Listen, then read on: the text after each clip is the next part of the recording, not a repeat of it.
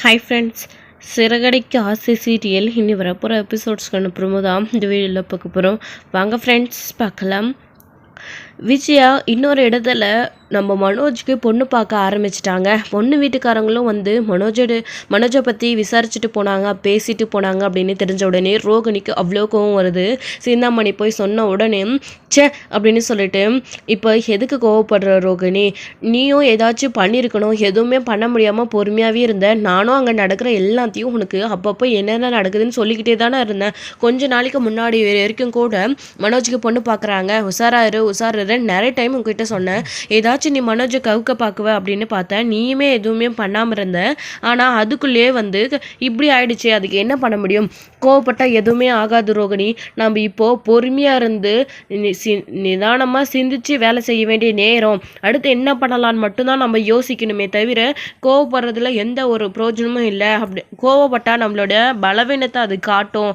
நம்ம பலவீனமாக இருக்கக்கூடாது, நல்லா ஸ்ட்ராங்காக இருக்கணும் அப்படின்னாலாம் சிந்தாமணி சொல்லிட்டு இருக்காங்க. என்னதான் இருந்தாலும் அவளுக்கும் கோவம் வரும்ல. இந்த சமயத்தில் யாருக்காக இருந்தாலும் கோவம் தானே வர செய்யும். நம்ம புருஷன் இன்னொரு பொண்ணை பார்க்க ரெடி ஆகிட்டாரு, இன்னொரு பொண்ணை கல்யாணம் பண்ணிக்க போகிறாருன்னு தெரிஞ்சா அவள் கோவப்பட்டு தானே செய்வா அப்படின்னு சொல்லிட்டு இங்கே அவங்களுடைய அம்மாவும் பேசிகிட்டு இருக்காங்க. இல்லை, இது நடக்கவே விட மாட்டேன். இல்லைம்மா, வாயில் கூட யாருக்குமே மனோஜுக்கு இன்னொரு தடவை கல்யாணம் ஆகும்னு சொல்லாதீங்க. எனக்கு கோவமாக வரும் பார்த்துக்கோங்க. நான் அப்படியெல்லாம் மனோஜ் யாருக்கும் விட்டு தர மாட்டேன். ஏன் மனோஜ் எனக்கு மட்டும்தான்.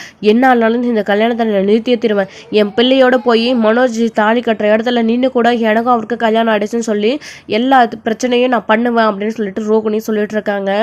கண்டிப்பாக அப்படியெல்லாம் பண்ணால் கண்டிப்பாக கோவம் வரும். அவங்களுக்கும் இந்த கல்யாணத்தை நிறுத்திடுவாங்க. பொண்ணு வீட்டுக்காரங்களுக்கும் விஷயம் எல்லாம் தெரிஞ்சால் கண்டிப்பாக அவங்க வேணான்னு சொல்லுவாங்க. நீ சொல்கிறது நல்ல ஐடியா தான் அப்படின்னு.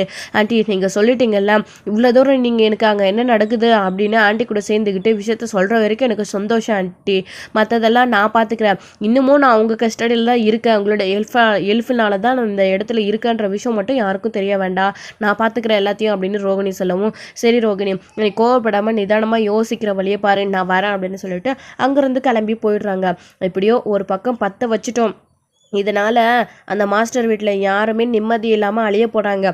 இதெல்லாம் காரணமாக வச்சு அடுத்தடுத்து நம்ம வேலையை நாமளும் பார்த்துக்கிட்டு போயிட்டே இருக்கலாம் அப்படின்னு சிந்தாமணி ரொம்பவே சந்தோஷமாக அங்கேருந்து போயிடுறாங்க.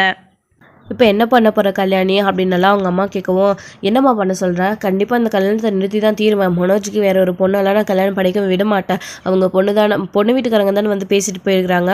போய் பார்க்கட்டும், என்னெல்லாம் பண்ணணுமோ பண்ணட்டும். இன்னும் எனக்கும் மனோஜுக்கும் சட்டப்படி டிவோர்ஸ் கிடைக்கலம்மா, அது ஒன்று போதும். அதை வச்சே நான் எல்லாத்தையும் பண்ணிப்பேன். அதுக்குள்ளே மனோஜோட மனசை நான் மாற்றிடுவேன் அப்படின்னு சொல்லிட்டு இருக்காங்க. நீயே இதே தான் சொல்லிட்டு இருக்க கல்யாணி. ஆனால் மனோஜோட மாப்பிள்ளையோட மனசு மாறவே இல்லை அப்படின்னு. நான் மாற்றுவேம்மா, நீ கவலைப்படாது அப்படின்னு. அதுக்கேற்ற மாதிரி தான் இங்கே மனோஜுக்கும் வீட்டுக்கு போனதுக்கு அப்புறமா 1 lakh வந்து செக் வந்து பேங்க்ல போட்ட உடனே இன்னமும் நம்மளுக்கு அவ ஹெல்ப் பண்ணிட்டு இருக்கா. அதே மாதிரி ஜீவா சொன்ன மாதிரி அப்படின்னு சொல்லிட்டு அவருக்கு மனசுக்குள்ள ரோகிணியை பற்றின ஒரு எண்ணம் ஓடிக்கிட்டு தான் இருக்கு. இதெல்லாமே அப்படி மனோஜுக்கு அடிக்கடிக்க தோன்றதுனாலே இதே சாக்கா வச்சு அவங்களோட வீக்னஸே பயன்படுத்தி கண்டிப்பாக ரோகிணி அவங்க பக்கம் மனோஜை கொண்டு வந்துருவாங்க. வீட்டில் மற்றவங்க எல்லாரும் ஏதாச்சும் பண்ணி தான் ரோகிணியையும் மனோஜும் பிரிக்கணுமே தவிர மனோஜால கண்டிப்பாக ரோகிணி கிட்ட இருந்து டிவோர்ஸ் வாங்கிட்டு பிரிஞ்சு போகவே முடியாது. முத்து மீனாவால் மட்டும்தான் இதுக்கெல்லாம் செலெக்ஷன் காண முடியும். ஸோ அப்படி இருக்கிறப்போ தான் அவங்க அந்த மாதிரி கோவத்தோடு இருக்கும்போது இன்னொரு சைடு இங்கே முத்து வீட்டுக்கு வராரு. அண்ணாமலை வீட்டில் ரெஸ்ட் எடுத்துட்டு இருக்காரு. அப்போது அப்பா இப்போ எப்படி இருக்குவா உடம்பு அப்படின்னு முத்து வந்து கேட்குறாரு. பரவாயில்ல முத்து அப்படின்னு. டாக்டர் வர சொல்லியிருந்தாங்கல்லப்பா, எப்போப்பா போகிறோம் அப்படின்னு கேட்குறாங்க. நாளைக்கு தான்ப்பா அப்படின்னு சொல்லவும், சரிப்பா வழி ஏதாச்சும் இருந்தால் சொல்லுப்பா, நம்ம இன்றைக்கே கூட போயிடலாம் அப்படின்னு முத்து கேட்குறாங்க. அதெல்லாம் ஒன்றும் வேணாம் முத்து. அப்புறம் மீனா என்ன சொன்னா அப்படின்னு. மீனா என்னப்பா சொல்லுவா, வழக்கம் போல் நீங்கள் எப்படி இருக்கீங்க என்ன பண்ணீங்கன்னு கேட்டா, தோ நமக்கு சாப்பாடு சமைச்சு கொடுத்து அனுப்பிச்சிருக்கா, நைட்டுக்கும் உங்களுக்காக சப்பாத்தி செஞ்சு தரேன்னு சொல்லியிருக்காப்பா அப்படின்னு சொல்லவும், மீனா எங்கே போனாலும் இந்த குடும்பத்தை பற்றி தான் அவன் நினச்சிட்டு இருக்கா. அவன் நல்ல எண்ணத்துக்கு இந்த குடும்பம் எப்பயும் நல்லா தான் இருக்கும். ஆனால் இந்த விஜயா தான் ஏன் அப்படி பண்ணுறான்னு தெரியல. மீனா எங்கே இருந்தாலும் சந்தோஷமாக இருக்கணும், நல்லா இருக்கணும் அப்படின்னு சொல்லிட்டு இங்கே அண்ணாமலே சொல்லிட்டு இருக்கவா, அதெல்லாம் கண்டிப்பாக நல்லா தான் பார்ப்போம். அப்பா உங்ககிட்ட ஒரு விஷயத்த சொல்ல மறந்துட்டப்பா, அன்னைக்கு மீனாவை பார்க்க போயிருந்தப்போ அங்கே அந்த அப்பார்ட்மெண்ட்டில் இந்த மாதிரி மன வளர்ச்சி இல்லாத ஒரு பையன் கத்தி எடுத்துக்கிட்டு இந்த மாதிரி செய்ய பார்த்தான் அப்படின்னு நடந்த விஷயங்களை முத்து சொல்லவும், இதை கேட்டு அண்ணாமலை முதல்ல பயப்படுறாரு. கவலைப்படாதீங்கப்பா, மீனா ஐடியா கொடுத்தா பூவை தூக்கி கொட்டுறான், அவன் மன வளர்ச்சி இல்லாதனால சந்தோஷப்படுவான்.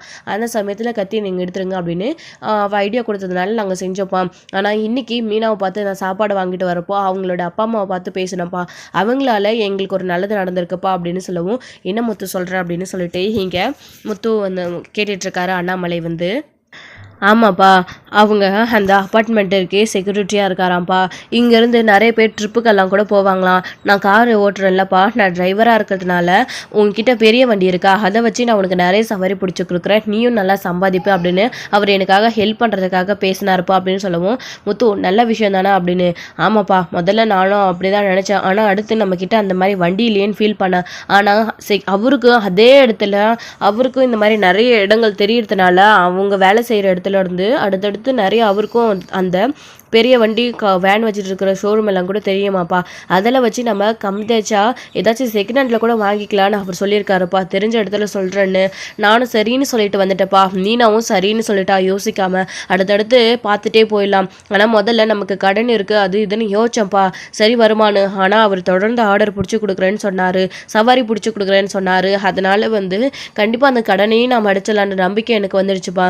டியூவிலே கட்டிக்கலான்ற மாதிரிப்பா. நம்மக்கிட்ட பணம் இல்லைல்ல அப்படின்னு இதுக்கு நான் ஓகே சொல்லிட்டு வந்துட்டேப்பா. உங்கள் கிட்ட தான்ப்பா இதை பற்றி சொல்லணும், நீங்கள் என்னப்பா சொல்கிறீங்க, ஓகேவா அப்படின்னு கேட்கவும், முத்து நீ அடுத்தடுத்து பிஸ்னஸ்லேயும் சரி மீனா மாதிரி நீயும் அடுத்து ட்ராவல்ஸ்லேயும் அடுத்து வளர போகிற, இதுக்கு என்னடா எனக்கு பர்மிஷன் கேட்டுட்டு. இப்போ 2 கார் இருக்குது, ஒன்று சொந்தமாகிடுச்சு, அது செல்வம் எப்படியாச்சும் திருப்பி கொடுத்துருவான், இன்னொன்று டியூ கட்டிட்டு இருக்க, இன்னும் கொஞ்ச நாள் போனால் கட்டி முடிச்சிடுவேன், அடுத்து இன்னொரு வண்டி, அவ்வளோதான் சவாரியை ஓட்டிக்கிட்டு அதோட டியூவை கட்ட வேண்டியதான். அது பெரிய ட்ரிப் வந்தால் அடுத்தடுத்து சவாரி கட்டிடலாமல் நீ அந்த பணத்தை மிச்சம் வைக்காம அப்பா சொல்கிற மாதிரி கேளு. ஒரு சவாரி போயிட்டு வந்தேன்னா அதில் எவ்வளோ வருமானம் வருதோ அது அப்படியே அந்த வண்டிக்காகவே டியூ கட்டிடு. அடுத்தடுத்து ஒரு 10 சவாரி வந்துச்சா போதும், நீ அதே மாதிரி 10 தடவை கட்டினா மொத்தமாகவே அந்த டியூவை முடிச்சிடுவேன். அடுத்து அந்த வண்டி சொந்தமாயிடும். எப்படியோ முத்து நீயும் மீனாவும் பண்ணதுனால உங்களுக்கு ஒரு நல்லது நடந்திருக்கு, எனக்கு இதில் சந்தோஷம் தான் அப்படின்னு சொல்லவும், அப்பா நீங்கள் சொல்கிற ஐடியா கூட நல்லா இருக்குப்பா. அந்த பணத்தை வச்சு நம்ம தேவைக்கு எதுவும் பண்ணாமல் அந்த வண்டிக்காகவே டியூ போட்டணும் அப்படின்னா கண்டிப்பாக அந்த வண்டி எனக்கு சொந்தமாயிடும்ப்பா. அதை பற்றி தான்ப்பா உங்ககிட்ட சொல்லணும், நீங்கள் என்னப்பா சொல்கிறீங்க அப்படின்னு. என்ன மொத்தம் நீயும் சொல்லிட்டா நானும் சரின்னு சொல்லிட்டேன், இதுக்கப்புறம் நீ என்கிட்ட சொல்லி பர்மிஷன் வாங்க வேண்டிய அவசியம் என்ன இருக்குது, எனக்கு ஓகே அப்படின்னு சொல்லிட்டு அண்ணாமலை சொன்னதும், நீங்கள் அடுத்தடுத்து வளரணும் எங்களுக்கு அதுதானே ஆசை அப்படின்னு சொன்னதும் ரொம்பவே சந்தோஷப்படுறாரு அண்ணாமலையுமே. அப்போ தான் விஜயா வராங்க. என்னங்க அப்படின்னு சொல்லிட்டு, உன் அம்மா வரா, உன் அம்மாவுக்கு இந்த விஷயம் தெரிய வேண்டாம் அப்படின்னு சொல்கிறாங்க. அப்போ எப்படிப்பா அம்மாவுக்கு தெரியாமல் அப்படின்னு. இல்லை முத்து எல்லாமே நல்லபடியாக நடக்கட்டும், அப்புறம் சொல்லிக்கலாம், இப்போயே எதுக்கு அப்படின்னு சொல்கிறாங்க. சரி அப்படின்னு சொல்லிட்டு முத்துவும் அவங்க அப்பா பேச்சை கேட்டுட்டு அமைதியாகிடுறாரு. அதுக்கப்புறம் என்னது இது அப்படின்னு, மீனா சாப்பாடு கொடுத்து விட்டுருக்க அப்படின்னு தான். என்ன அவளுக்கு வேறு வேலையே இல்லையா, ஏன் நான் இருக்கேன் நீங்கள் சமைக்க மாட்டேனா அப்படின்னு. போதும் போதும் நீங்கள் சமைச்சதெல்லாம் பேசாமல் அமைதியாக இருங்க, மீனாவே எல்லாத்தையும் பார்த்துப்பா அப்படின்னு சொல்லிட்டு, ஏங்க மனோஜுக்கு ஒரு நல்ல இடத்துல பொண்ணு பார்த்துருக்குங்க. பொண்ணுக்கு கொஞ்சம் வயசு அதிகம் தான், ஆனால் மனோஜை விட கம்மி தான். ஆனால் பொண்ணுக்கு வயசு 30 வயசு ஆகுதுங்க.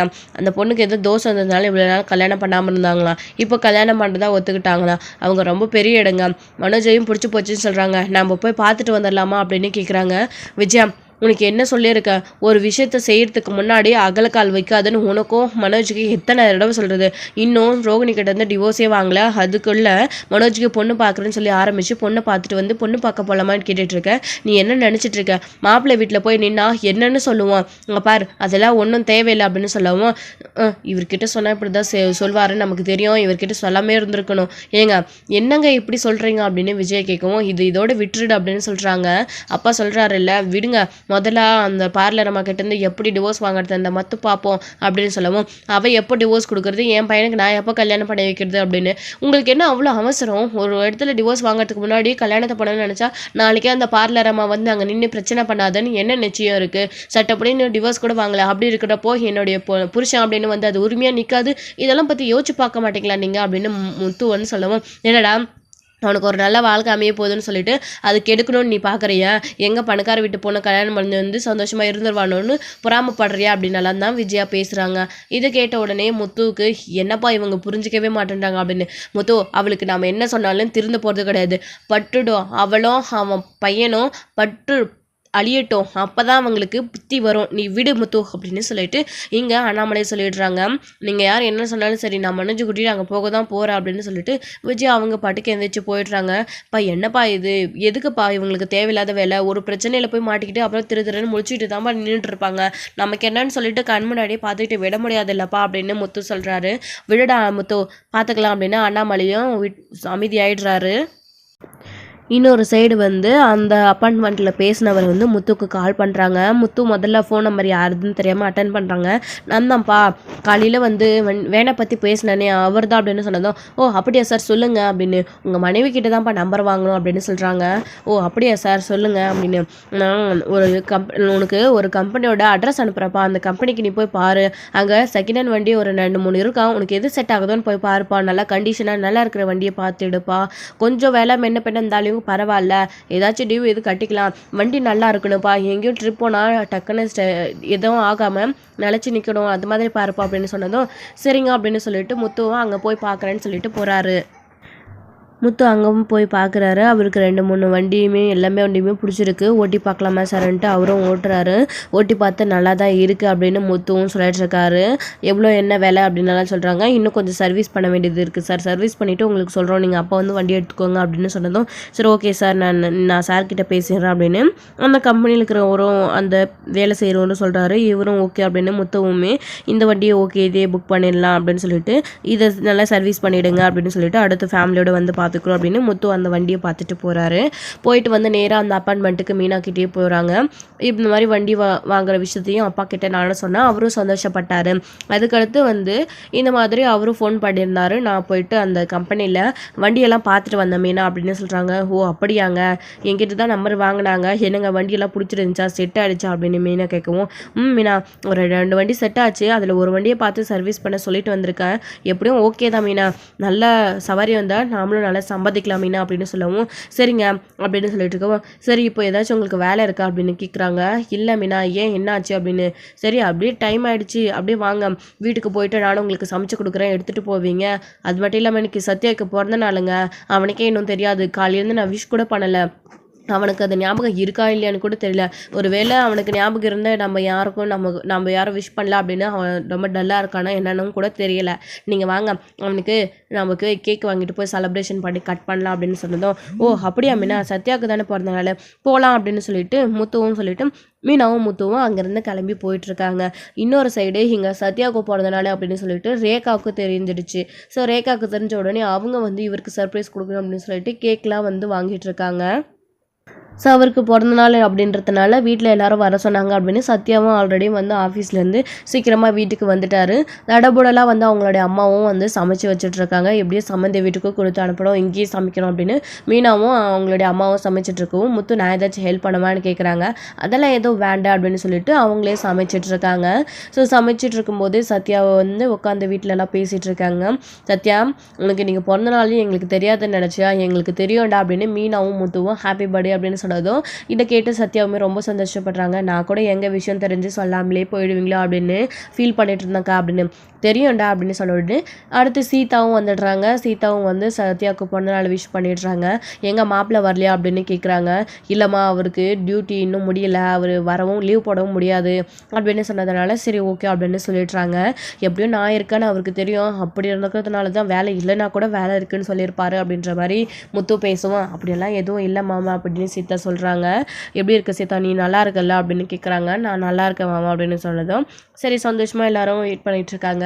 சத்யா உனக்காக கேக் வாங்கிட்டு வந்திருக்கேன் அப்படின்னு சொல்லிட்டு இங்கே மீனா சொன்னதும் எதுக்குக்கா இதெல்லாம், நான் என்ன சின்ன குழந்தையா அப்படின்னு, இருக்கட்டும்டா இது என்ன கம்மி தானே, நீ இப்படியெல்லாம் சொல்லுவேன்னு தெரிஞ்சுதான் உன் அக்கா பெருசாக வேண்டாம் சின்னசாவே போதுன்னு வாங்கினா, நான் என்னமோ பெருசாக வாங்கலான்னு தான் சொன்னேன் அப்படின்னு. மாப்பிள்ளை எதுக்கு சின்ன குழந்தையா, நம்ம எல்லாம் எல்லாருமே கூப்பிட்டுமா கட் பண்ணுறோம், இதோ உங்களுடைய ஆசைக்காக இது மட்டும் போதும் மாப்பிள்ளை அப்படின்னு சொல்லிட்டு இருக்கும்போது ரேகா வந்துடுறாங்க. ரேகாவை பார்த்த உடனே இங்கே ரொம்பவே ஷாக் நம்ம சத்யாவுக்கு. அவங்க இங்கே வருவாங்கன்னு சத்யா எதிர்கூட பார்க்கல. ஏன் அவங்களுக்கு விஷயம் தெரியுமா இல்லையான்னு கூட தான் சத்யா நினச்சிட்டு இருந்தாரு. எனக்கு பர்த்டே அவங்களுக்கு எப்படி தெரியும் அப்படின்னு. அதுக்கப்புறம் தான் வந்து மீனாவுமே முத்து இவங்க எல்லாருமே பார்த்தது ரொம்பவே ஷாக் ஆகுறாங்க. என்னது இது அப்படின்னு கேட்கவும் கேக் அப்படின்னு சொல்கிறாங்க. என்னது கேக்கா அப்படின்னு, ஆமாம் எனக்கு உங்களுக்கு பர்த்டே இல்லை ஹாப்பி பர்த்டே அப்படின்னு சொல்லவும் இது ரொம்ப ஷாக் சத்யாவுக்கும். எனக்கு பர்த்டேன்னு உங்களுக்கு எப்படி தெரியும் அப்படின்னு, அதுவா ஆஃபீஸில் தான் எல்லா டீட்டெயிலும் கொடுத்துருக்கீங்களே அதெல்லாம் பார்த்து தெரிஞ்சுக்கிட்டேன் அப்படின்னு சொல்லவும் ஸோ அப்படியா அப்படின்னு சொல்லிட்டு சரி உள்ளே வாங்க எவ்வளோ நேரம் நின்றுட்டுருப்பீங்க அப்படின்னு ஒரு டேபிள் எடுத்து அங்கே வைக்கிறாங்க சத்யா. அதில் கேக் வச்சிடுறாங்க. இவ்வளோ பெரிய கேக்கா அப்படின்னு பார்த்து எல்லோரும் ஷாக் ஆகுறாங்க. எதுக்குமா இவ்வளோ பெருசு, நீ வந்ததே சந்தோஷம் இல்லையா, சரி வாங்க எல்லோரும் உட்காந்து சாப்பிடலாம் அப்படின்னு சொல்கிறாங்க. இல்லை முதல்ல எல்லாம் கேக் கட் பண்ணிடலாம் அப்புறமா சாப்பிட்டுக்கலாம் அப்படின்னு சத்யா கிட்ட வந்து ரேகா சொல்கிறோம். சரி ஓகே அப்படின்னு சொல்லிட்டு கேக் கட் பண்ணி அவங்க மட்டும் செலிப்ரேட் பண்ணுறாங்க. செலிப்ரேட் பண்ணதுக்கப்புறமா சத்யா அவங்களுக்கு ஊட்டி விட்டுறதும் அவங்க இவங்களுக்கு ஊட்டி விட்டுறதும் இதெல்லாம் பார்க்கும்போது ஸோ மீனா முத்து எல்லாருக்குமே டவுட் வந்துடுது. சத்யாவை அவங்க லவ் தான் பண்ணுறாங்க, ஒரு வேளை இவனும் லவ் பண்ணுறானா அப்படின்ற கூட டவுட் கூட இவங்களுக்கு இருக்குது. இப்படி அவன் லவ் பண்ணுறதா இருந்தால் இப்படி ஃபேமிலிக்கு முன்னாடி இப்படிலாம் பண்ண மாட்டானே அப்படின்ற ஒரு சின்ன சந்தேகமும் இருக்குது. அதுக்கப்புறமா கேக் கட் பண்ணி முடிச்சுட்டு சாப்பிட்டதுக்கப்புறமா வெளியே கூட்டிகிட்டு போய் உங்களுக்கு ஒரு கிஃப்ட் இருக்குது அப்படின்னு சொல்லிட்டு தனியாக ஸ்பெஷலாக கொடுக்குறாங்க. அதை வாங்கிக்கிட்டு அவரும் இதெல்லாம் எதுக்கு அப்படின்னு சொல்லிட்டு இருக்கட்டும் உங்களுக்கு பண்ணாமல் நான் வேறு யாருக்கு பண்ண போகிறோம் அப்படின்னு சொல்கிறாங்க. அதுக்கு ஒன்று கோல்டு இல்லையா, கோல்டு விற்கிற வேலைக்கு அப்படின்னு இருக்கட்டும் சத்யா போட்டுக்கோங்க அப்படின்னு செயின் வந்து கழுத்தில் வந்து போட்டு விடுறாங்க. யாராச்சும் பார்த்துட்டு போகிறாங்க அப்படின்னு யாரும் பார்க்க மாட்டாங்க அப்படின்னு ஆல்ரெடி முத்துவும் மீனாவும் பார்த்துடுறாங்க. பார்த்துட்டு தான் என்ன நடக்குது, மீனா லவ் பண்ணுறாங்க போல இருக்குது அப்படின்னு எல்லாருக்குமே சந்தேகம் வந்துடுது. அதுக்கப்புறமா வந்துட்டு நான் உங்கள்கிட்ட என் லவ்வை சொல்லி ரொம்ப நாள் ஆச்சு, நீங்கள் இன்றைக்கி எனக்கு எப்படியாச்சும் பதில் சொல்லிடுவீங்கன்ற நம்பிக்கையில் நான் வந்திருக்கேன். ப்ளீஸ் சத்யா உங்களுடைய முடிவு என்னன்றதை சொல்லுங்கள். இன்றைக்கி என்ன இப்போவே கூட இல்லை, நீங்கள் ஈவினிங் வரைக்கும் வெயிட் பண்ணி கூட சொல்லலாம் அப்படின்னு சொல்கிறாங்க. அப்போது சத்யாவுக்கு என்ன பதில் சொல்கிறதுனே தெரியல. சரி வாங்க சாப்பிடலாம் அப்படின்னு சொல்லிட்டு கூட்டிகிட்டு போய் எல்லாருமே முதல்ல சாப்பிட்றாங்க. சாப்பிட்டுட்டு ரேகாவும் கிளம்பிடுறாங்க. கிளம்பினதுக்கப்புறமா சீதாவுமே எனக்கும் வேலை இருக்குது நானும் கிளம்புறேன், ஒரு டியூட்டிலேருந்து வந்துடுவாருன்னு சொல்லிட்டு கிளம்புறாங்க.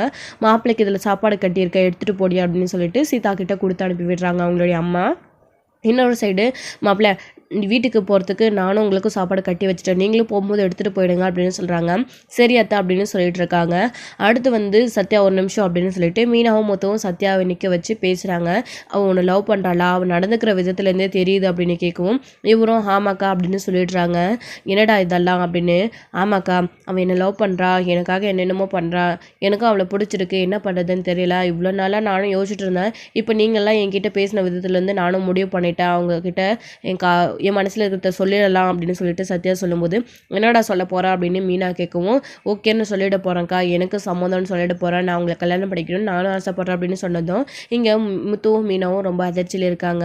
என்னங்க இவன் இப்படி சொல்கிறான் அப்படின்னு கேட்குறாங்க. அப்போ தான் அவனுக்கு பிடிச்சிருக்கிறப்போ என்ன பண்ண முடியும் மீனா அப்படின்னு கேட்கவும் இல்லைங்க சத்யா அது பெரிய இடம்டா, அதான் பயமாக இருக்குது அப்படின்னு சொல்லவும் அக்கா அதெல்லாம் எப்படி எதுவும் ஆகாதுக்கா, பார்த்துக்கலாம், நான் என்ன இப்போவே கல்யாணம் படிக்க போகிறேன், லவ் பண்ணுறேன்னு சொல்லிட்டாங்க, ஓகே இல்லைன்னு சொல்ல போகிறேன், பொறுமையாக அவங்க வீட்லேயும் சம்மதம் வாங்கிட்டு நம்ம வீட்லேயும் அம்மா கிட்டேயும் விஷயத்த சொல்லிவிட்டு அப்புறமா தான்க்கா கல்யாணம் படிக்க போகிறோம், உடனே எல்லாம் இல்லைக்கா, நான் முதல்ல ஒரு சொந்த வீடு வாங்கணும் அப்படின்னு சொல்லிட்டு சத்யா சொல்லிட்டு இருக்காங்க. இதெல்லாம் கேட்டதுக்கப்புறம் மீனாவுக்கும் முத்துக்கும் இப்போ எடுத்துக்கிற முடிவு சரி, இதில் நீ மாறாமல் இருந்தால் சரி அப்படின்ற மாதிரி தான் சொல்லியிருக்காங்க. ஸோ இதோட இந்த எபிசோடு வந்து முடிச்சிருக்காங்க. அடுத்தடுத்த எபிசோடில் என்ன நடக்க போதும், முத்துவோட வீட்டில் ஒத்துக்கிட்டாலையும் அதுக்கு ரேகாவோட வீட்டில் ஒத்துக்கணுமே, என்ன நடக்க போகுது அப்படின்னு தான் வெயிட் பண்ணி பார்க்கலாம் ஃப்ரெண்ட்ஸ். தேங்க்யூ.